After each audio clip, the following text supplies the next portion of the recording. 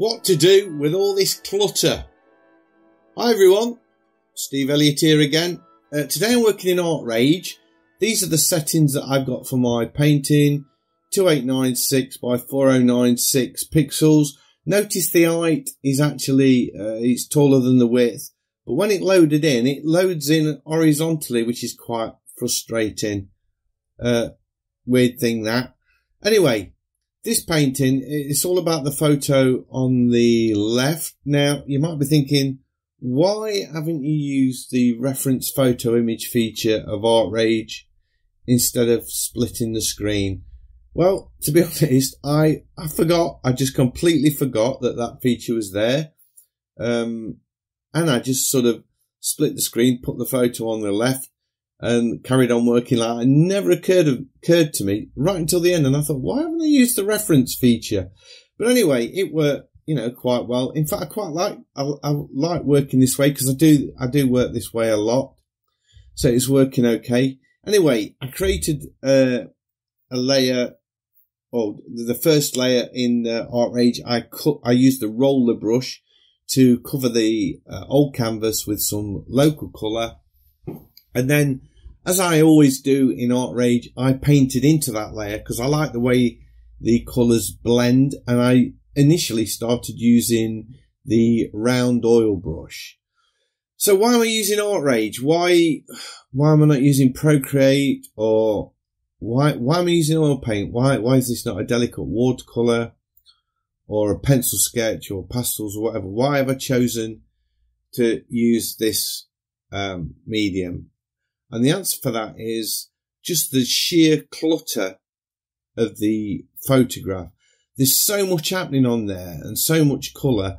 And if you, as I zoomed in on the photo, as we have there, there's so much shadow, texture, just everything is going off. So, because I'd had a successful pencil drawing with lots of cross-hatching, that was what I was thinking of doing first. And I was thinking, you know what? There's no way I'm going to be able to make sense of this, all of this colour, texture, pattern, everything that's going off with pencils. So I sort of put that to one side. And then I thought about pastels, and pastels might have worked actually, because you could sort of put these strokes of colour and it could almost be abstract. But I didn't go with that one, but I probably could have done. And watercolour, I could have probably done something. If I'd have kept it really, really loose, I could have done something quite exciting in watercolour. But the temptation with doing it in watercolour would have been to try and put too much detail in. And that would have been, it would have been just a catastrophe.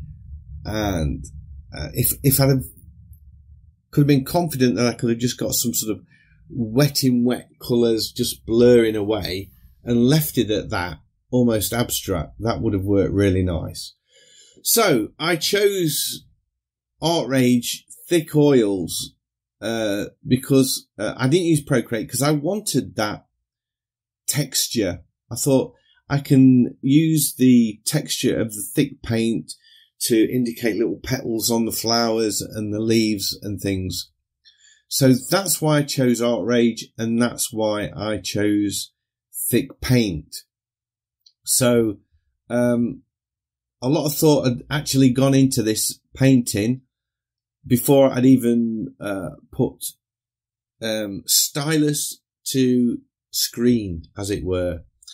And I didn't do any sketching or anything like that. I didn't do any thumbnails. It was my daughter that took the photograph, and I thought it was just such a nice photograph. This is in actual fact a self-portrait, by the way, because that is me with the lovely, very lovely Special K, and we're in a place called the English Garden at Elverston Castle in Derbyshire, and was there that last summer. And I've chose to paint this today because my daughter Charlotte showed me the photograph only last week, and I thought, oh, that just would make such a nice painting. And I've been doing so much painting about the autumn and winter And I've got a lot more winter paintings coming up because I've just been to a place called Bradgate Park where they've got lots of deer and things and lots of bracken and stuff like that. So I thought this would make a nice break in the middle of all of those sort of cold wintry paintings and autumn scenes with this flashback to the summer when I was in the English garden. And I've actually painted something similar to this in pastels already with these. And we had a big discussion about whether it was lupins or foxgloves. And I think they are foxgloves in actual fact. But anyway, we've already been down that road, so I'm not going to go there again. So anyway, that is me, self-portrait. It doesn't give a lot away, I know, but it is a self-portrait. And I've changed the paintbrush now, by the way. I've gone from using the round oil brush to the thick oil paint brush, not the flat one. I think it's called gloss oil paintbrush, but it's the round version of the two brushes. And I'm using that. And the reason I'm using that is quite often I like using that flat brush, but for this one, I thought I would be able to just sort of make a mark with the stylus and it would give a leaf pattern or a petal pattern. And as you can see there, I'm just sort of making marks and those leaves are appearing like magic. I'm not having to put a lot of effort into them because they are the shape of the brush. So that's why I'm working with that brush. Pretty much got it to 100% all the time. You notice now I've got local colour over the whole of the painting, and then I just started working detailing from the top down to the bottom. Not a massive amount of detail, not full detail all over the place, but just sort of fleshing out some of these shapes a little bit, like those sort of, I was going to say round flowers, but all the flowers are round, aren't they, really? So it's difficult to say. The sort of light, very light, movie coloured ones with the green centre that I'm working on there. Sort of adding some shape and some texture to those. Getting some sort of stalks and grasses in there just by flicks of paint, and then just sort of building them up slowly. So, hopefully, if you stop at any one point, we've got something that could be a finished painting.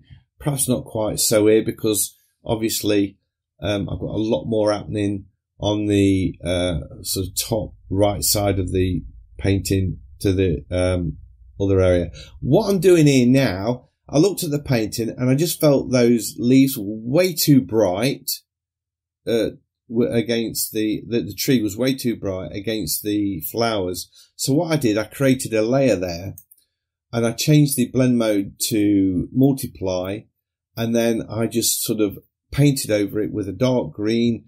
I used the palette knife, hard edge palette knife, just to smudge the edges out a bit, and then I took the opacity right down. So it's hardly noticeable, but I just felt that the leaves they were too bright. They was like popping off the page and totally distracting from the flowers. So that was what that sort of dark colour was, that then sort of faded away back to light there. So you can see I'm back on the flowers again now. Still working on the same layer. But I have got two layers now because I've got the layer with the sort of shadow colour over the left-hand tree or bush, whatever it is, that's just knocking that back. But the rest of the painting is on the original layer because I just love the way in Artrage that these paints smudge together. So that's the deal that's happening there. What I tried to do with these flowers, I was analysing, I had a good look at them, and I realised you could see the stalks coming out. So I painted those stalks, and then I tried to put some of the shadows in behind them to bring them out a little bit.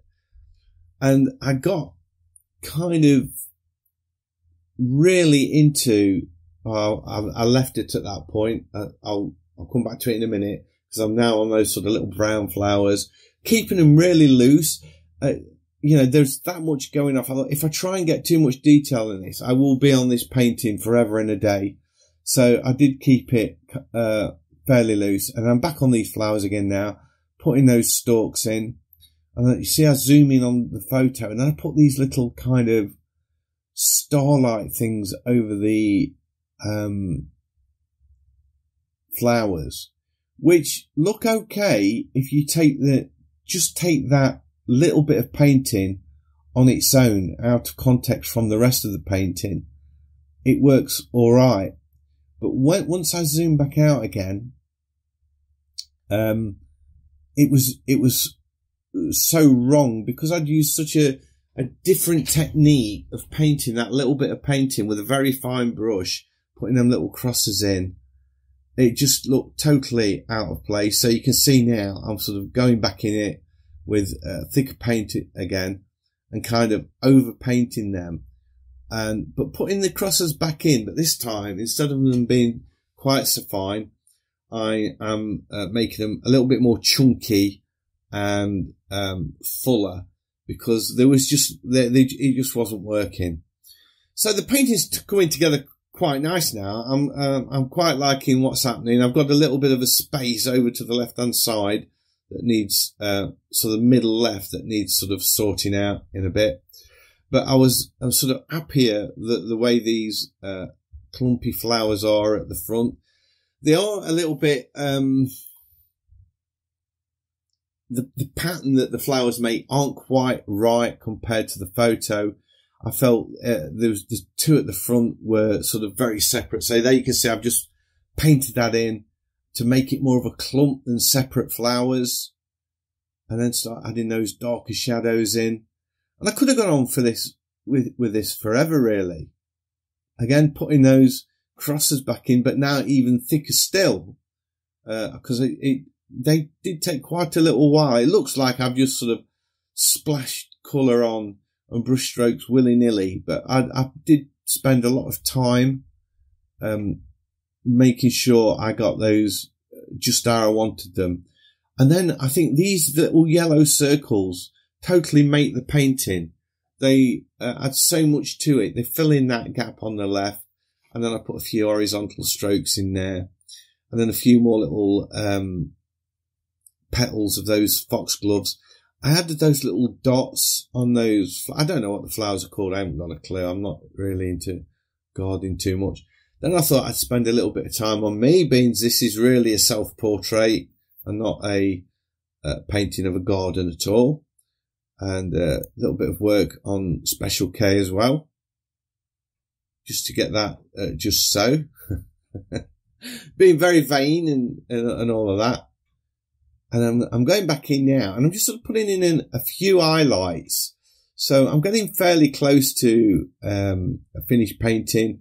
Sign it there. Now this is unusual, because what happens with the signature, I then start going back in and fiddling with it and putting some dark colour in there, and it becomes apparent to me. I tried to paint around the signature, but it just got in the way, and I ended up having to paint the signature out to get the colour that I wanted at the front, because I wanted it stronger to push the whole of that forward. There we are, the signature's gone. So that really was a mistake there. I just wanted to sort of bring that foreground forward, and then I put the signature back in again. So that really was a premature signature going off there. Just continually adding little bits of colour and over painting and all of that. Every time I'm over painting something, a little bit of the painting below it is still left revealed. So it just adds more and more detail. And that is it. That is my painting of the English garden and self-portrait. I hope you've liked this video. If you have, a big thumbs up as always is much appreciated. And if you're new to the channel, please consider subscribing, because I have lots of videos like this, and I would love to be sharing them with you. So hopefully I'll see you in the next one. Bye.